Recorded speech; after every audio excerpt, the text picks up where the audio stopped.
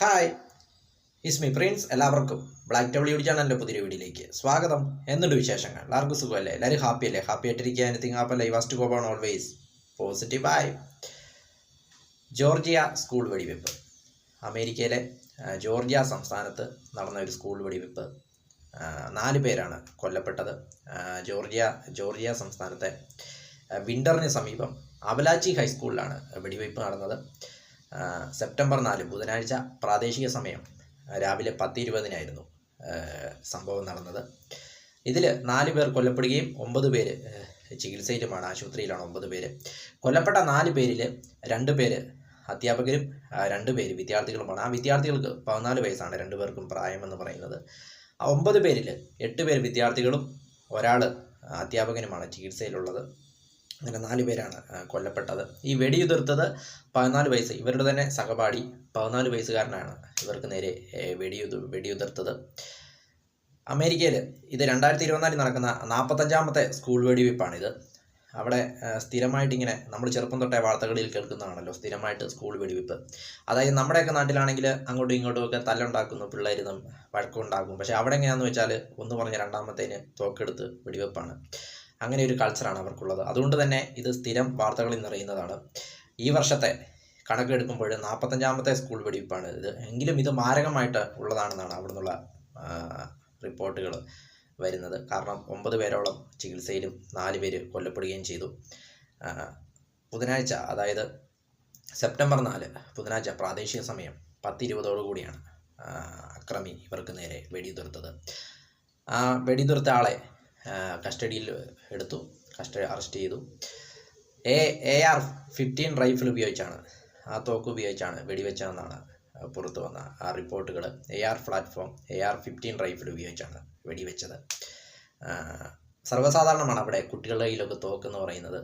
അവരുടെ ഒരു കൾച്ചർ എന്ന് പറയുന്നത് അങ്ങനെയാണെന്ന് പറയാം. ജോർജിയ സംസ്ഥാനത്താണ് സംഭവം നടന്നത്. ജോർജിയ സംസ്ഥാനത്തുള്ള വിൻഡറിന് സമീപമുള്ള അപലാച്ചി സ്കൂളിലാണ് സംഭവം, ഹൈസ്കൂളിലാണ് സംഭവം നടന്നതെന്ന് പറയാം. അതിലെ മരിച്ച 2 അധ്യാപകരും ഗണിത അധ്യാപകരായിരുന്നു. 2 പേര് മരിച്ചതിൽ.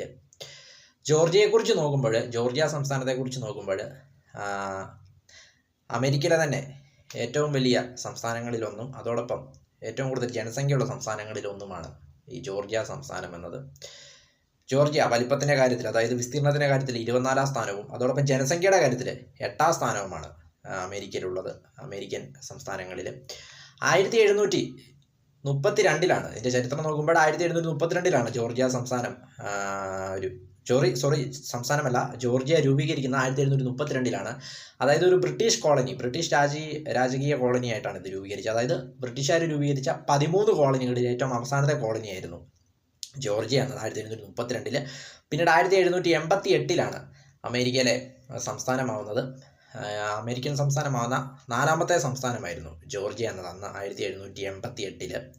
പിന്നീട് ഇങ്ങോട്ട് വരുമ്പോൾ പിന്നീട് വളരെയധികം ഡെവലപ്പായി. പിന്നീട് 2003 സ്വന്തമായിട്ട് പതാക വരെ അവർ പുറത്തിറക്കിയുണ്ടായി. ജോർജിയ സംസ്ഥാനത്തിന് സ്വന്തമായിട്ട് പതാകയൊക്കെ ഉണ്ട്. 2003 അവരത് പുറത്തിറക്കിയത്.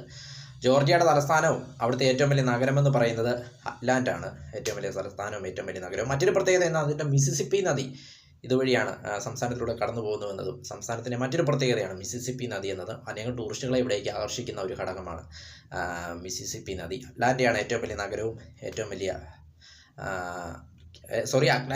വലിയ നഗരവും ക്യാപിറ്റലും എന്നത് അറ്റ്ലാന്റാണ്. ഇതിൻ്റെ വലിപ്പം എന്ന് പറയുന്നത്, അല്ലെങ്കിൽ ഇതിൻ്റെ ടോട്ടൽ ഏരിയ എന്ന് പറയുന്നത് 59,44,574 km² ഇവിടുത്തെ ടോട്ടൽ ഏരിയ എന്ന് പറയുന്നത്. ഇവിടുത്തെ പോപ്പുലേഷൻ എന്ന് പറയുന്നത് 1,10,59,664 ഇവിടുത്തെ ടോട്ടൽ പോപ്പുലേഷൻ എന്ന് പറയുന്നത്. ജോർജിയയുടെ അമേരിക്കൻ ഐക്യനാടുകളുടെ ഒരു സ്റ്റേറ്റും അതോടൊപ്പം വലിപ്പത്തിൻ്റെ കാര്യത്തിൽ 24ാം സ്ഥാനവും പോപ്പുലേഷൻ്റെ കാര്യത്തിൽ 8ാം സ്ഥാനവുമാണ് ജോർജിയയ്ക്കുള്ളത്. സ്വന്തമായി പതാകയുള്ളൊരു സ്റ്റേറ്റാണ് ജോർജിയ എന്നത്. വീഡിയോ ഇഷ്ടപ്പെട്ടാൽ ലൈക്ക് ചെയ്യുക, ഷെയർ ചെയ്യുക, കമൻറ്റ് ചെയ്യുക, സബ്സ്ക്രൈബ് ചെയ്യുക. വീണ്ടും പുതിയ വീഡിയോയിൽ കാണാം. അതുവരെയും ടേക്ക് കെയർ, ബൈ.